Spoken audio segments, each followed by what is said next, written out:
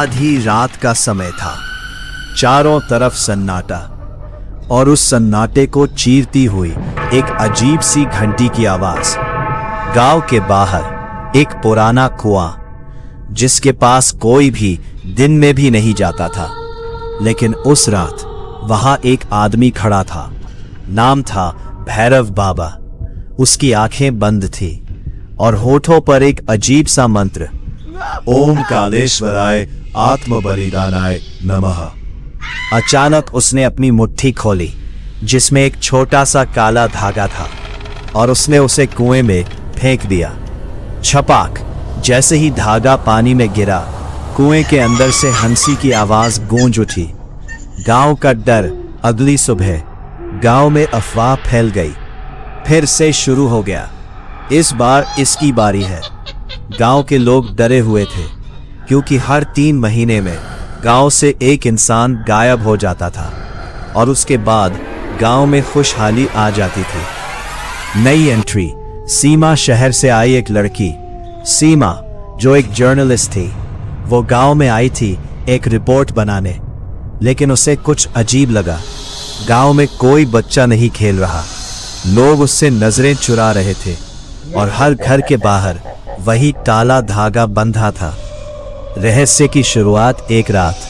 सीमा ने देखा गांव के सारे लोग चुपचाप एक दिशा में जा रहे हैं। वो भी पीछे पीछे गई और पहुंच गई उसी पुराने कुएं के पास, जहां भैरव बाबा खड़े थे। इस बार उनके साथ एक लड़का भी था जो बेहोश था। बलि का सच, भैरव बाबा ने जोर से कहा, काली परछाई, आज का प्रसाद स्वीकार करो। और जैसे ही वो लड़के को कुएं में फेंकने वाले थे, सीमा चिल्लाई, रुक जाओ, ये क्या कर रहे हो तुम लोग? सभी गांव वाले चौंक गए। खुलासा तभी एक बुजुर्ग बोला, बेटी, ये सब हमारी मजबूरी है। इस कुएं में एक शैतानी शक्ति रहती है। वो हर 3 महीने में एक जान मांगती है। अगर ना दे तो पूरा गांव खत्म कर देती है।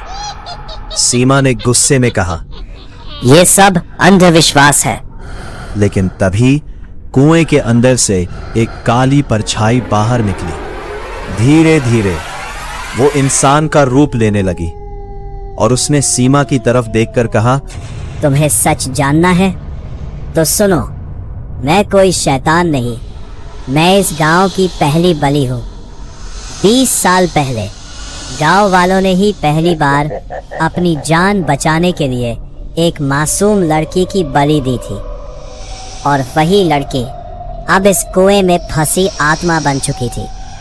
परछाई ने कहा, अब ये सिलसिला रुकेगा नहीं जब तक कोई मेरी जगह नहीं लेता।